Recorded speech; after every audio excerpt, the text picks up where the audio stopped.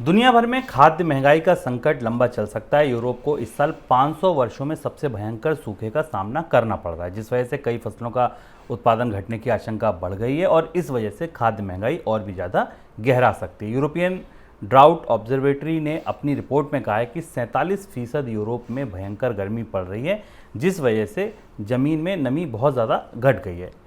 Sir, ये सूखा इतना भयानक क्यों कहा जा रहा है? क्या स्थिति है दरअसल वहाँ नमी की या और चीज़ों की देखी जाए तो? शुभम, ये सबसे महत्वपूर्ण खबर है और हमारी तमाम सारी सुर्खियों के बीच दुनिया के 3 महाद्वीपों से सूखे की खबर अचानक उभरकर सामने आ गई और इसलिए आज हमने मनी सेंट्रल में से विस्तार से समझने की कोशिश की कि हमें जानने की कोशिश करेंगे। हम सबसे पहले यूरोप को लेते हैं। यूरोप में 500 साल का सबसे भयानक सूखा है। एक दिलचस्प बात यूरोप के सूखे के बारे में जो निकल कर सामने आ रही, यूरोप में सूखे के आकलन की जो पुरानी प्रक्रिया हैं उसमें नदियों की तलहटी में कुछ पत्थर दबा दिए जाते थे और जब नदियों का जल स्तर इस स्तर तक गिर जाता था कि वो पत्थर दिखने लगते थे तो लोग मानते थे कि अब सूखे की परिस्थिति बन गई है।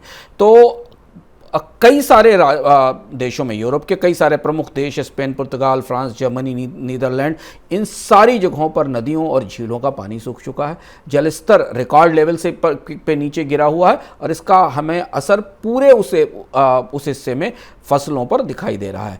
इस बार चूंकि यूरोप में काफ़ी ज़्यादा गर्मी पड़ी थी, जिसका असर सूखे के तौर पर दिख रहा है। जो आंकड़े वर्ल्ड ग्लोबल ड्राउट ऑब्जर्वेटरी ने बताए हैं उस हिसाब से कम 17% के आसपास क्रॉपिंग एरिया ऐसा है जिसमें अलर्ट की सिचुएशन घोषित की गई है पानी की और सूखे की कमी के कारण, और इसका सीधा असर कई सारी फसलों पर पड़ेगा। पर हम पानी की कमी को लेकर जो आंकड़े हमारे सामने आ रहे हैं उसमें सबसे ज़्यादा जो देश प्रभावित हो रहे हैं उनमें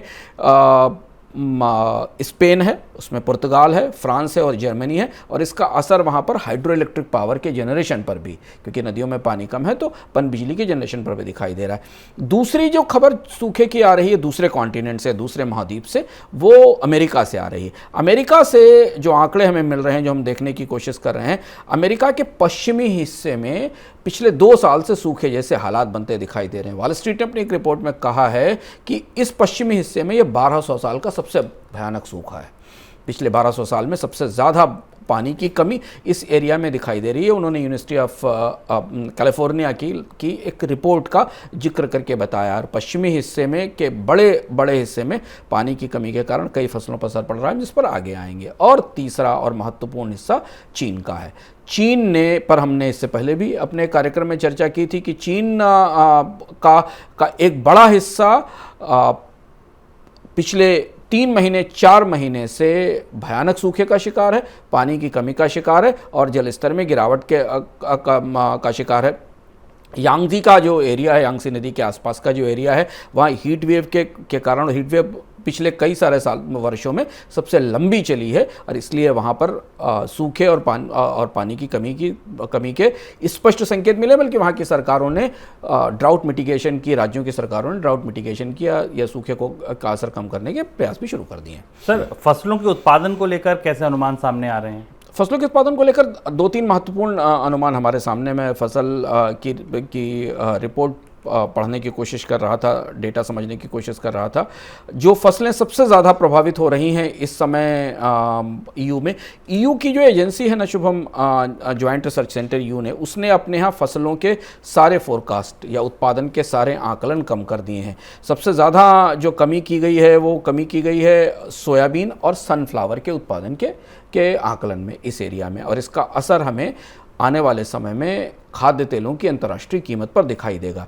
अमेरिका में कपास के उत्पादन में तेज गिरावट आने की, सूखे के कारण कपास के उत्पादन में कमी होने की संभावना है, जिसका असर हम कपास की कीमतों पर बाजार में देख रहे हैं। हमने कल अपने मनी सेंट्रल में कपास की कीमतों पर इसी संदर्भ में एक पैकेज भी किया था। यूरोप में यह माना जा रहा है कि सोयाबीन की फसल कम से कम 15% कम हो सकती है। सनफ्लावर या सूर्यमुखी की फसल 2022 में करीब 12% के आसपास उसमें कमी आ सकती है। और चाइना में मुख्य रूप से धान की फसल पर और कुछ अन्य फसलों पर असर पड़ने की संभावना है। 3 बड़ी फसलें फिलहाल इस सूखे से प्रभावित होती दिखाई दे रही हैं। गेहूं उसमें शामिल नहीं है।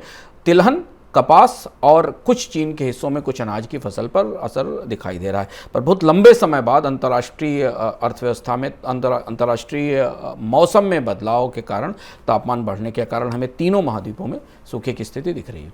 पहले कोविड, फिर रूस यूक्रेन युद्ध और अब ये सूखा, मतलब खाद्य के पूरे बाजार पर संकट लगातार बने हुए हैं।